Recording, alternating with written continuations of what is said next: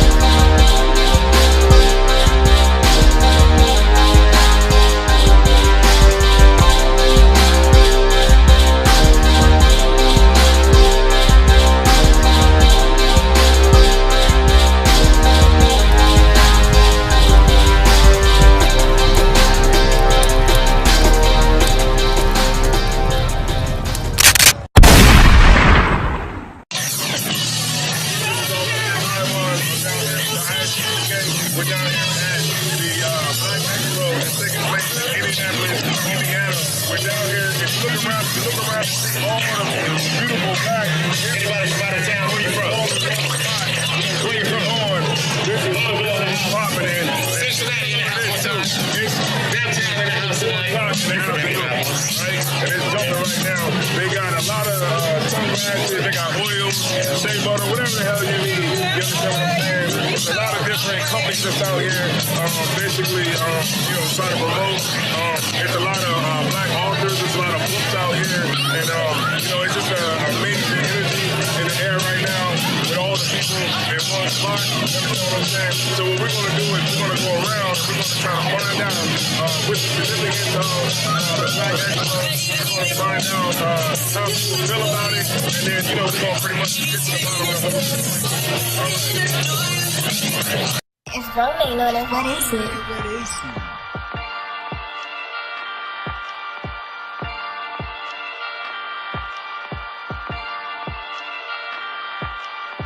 Purchase your tracks today.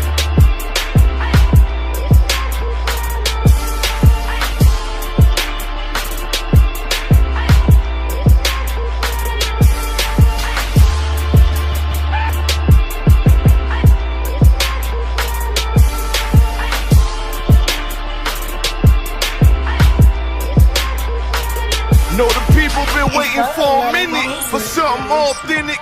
Came in the truth and bossed in it. Made niggas regroup. Had this shit.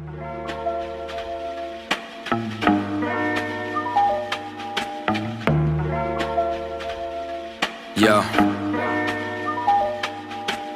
I stay away from the streets and the trouble to get in. Trying to stay strong in this world full of sin, but they wanna bring us down, they ain't wanna see us win. They wanna kill us all, Lord, tell me, can I live? Can a nigga live? Can I live? Can a nigga live? Lord, tell me, can I live? I know the hatred's deeper than the color of your skin. So can I live? Can a nigga live? Can I live? Can a nigga live? Lord, tell me, can I live? Know the hatred's deeper than the color of your skin. Can I live? America, KKK, land of the good smokers, home of the slaves, and I'm just trying to be great. Tell me how can I... Shalom, Israel. I'm Officer Tazaiwan. I'm down here in Indianapolis, Indiana at the Black Expo, and I'm here with General Mayak. General Mayak, man, and this is a special interview as well. I just wanted to know if I could ask you a couple of questions, sir. Most definitely, brother. Most definitely. Go ahead. Okay, sir. All through this place, I see a bunch of black businesses coming together. Like, why can't we have this in our own neighborhood? Why we have to come to a Black Expo one time a year to actually see black business thriving?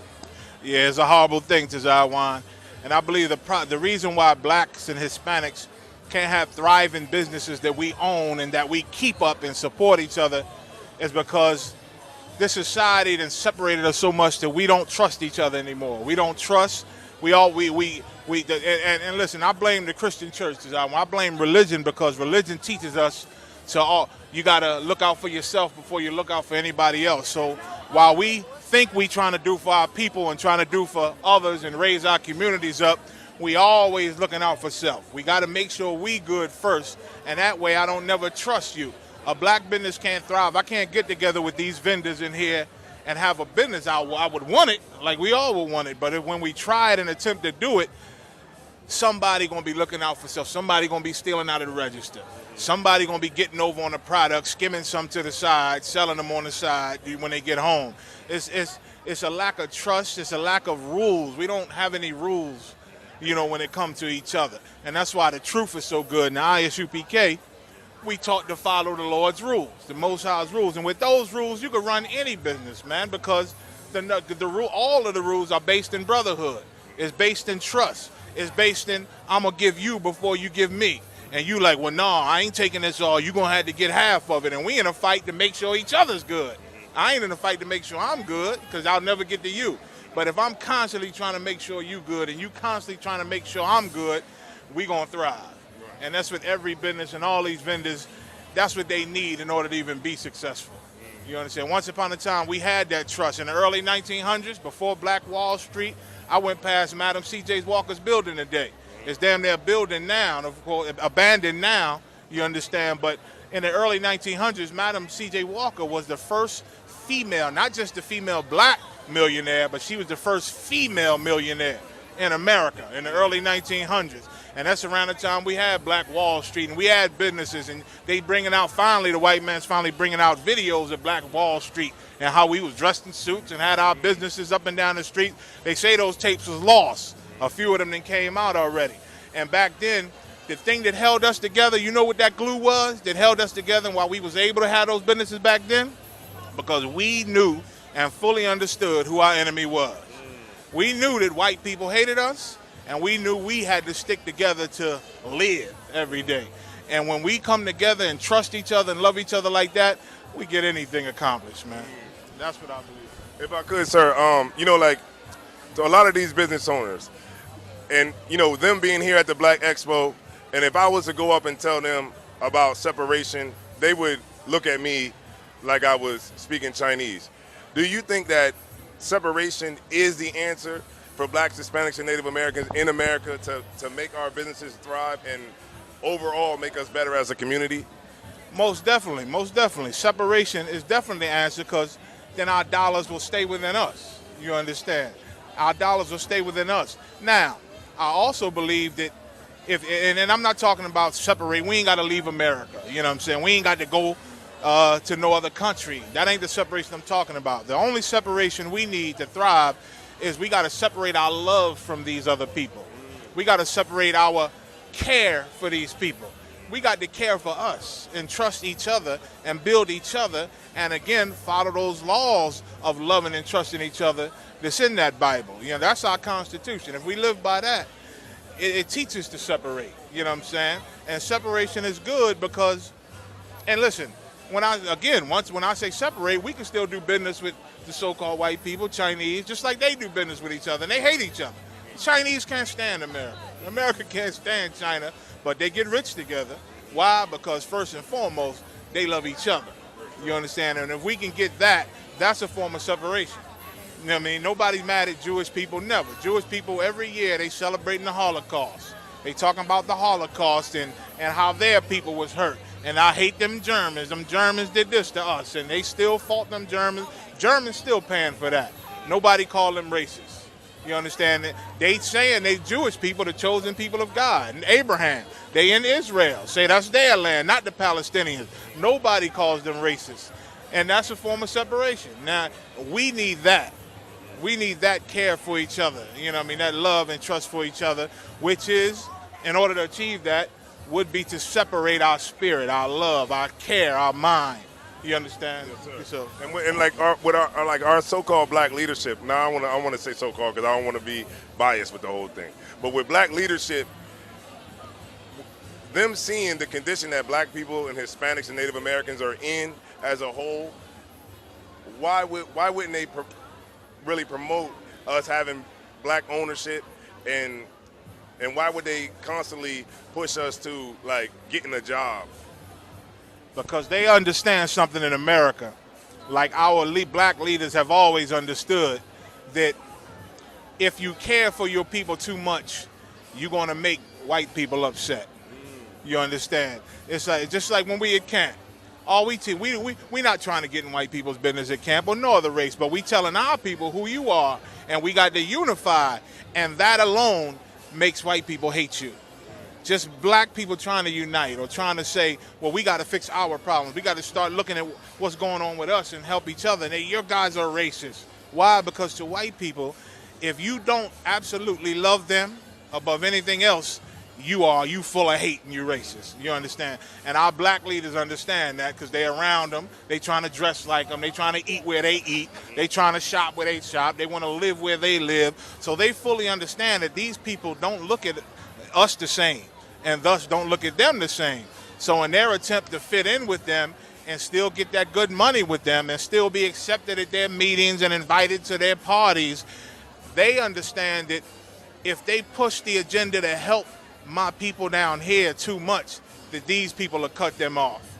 And our black leaders during the time of Jesus Christ said the same thing in Yahushua, Romans 11. They said if we leave Christ alone, who was for the little man, who was for the poor of our people, and our people that's in the trenches and in the dirt, he was in the trenches.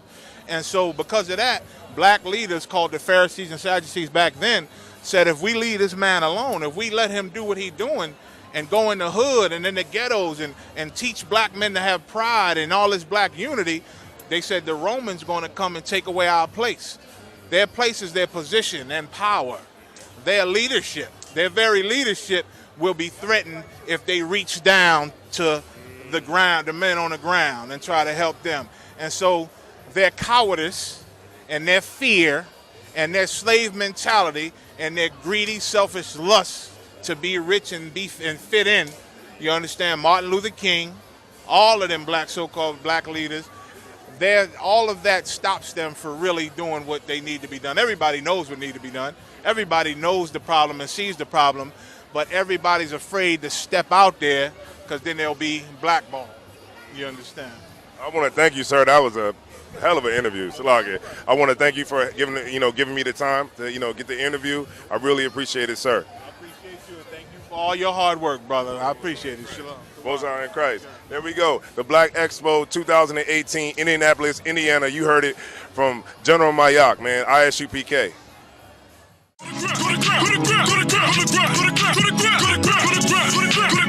all about that welfare, boy. It's all about that welfare, boy.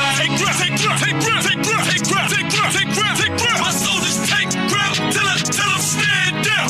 Take grip. My soldiers take grip till I'm stand down, boy. Take grip. Now this ain't no movement, this a takedown. We will not be moved or intimidated. We ain't the type.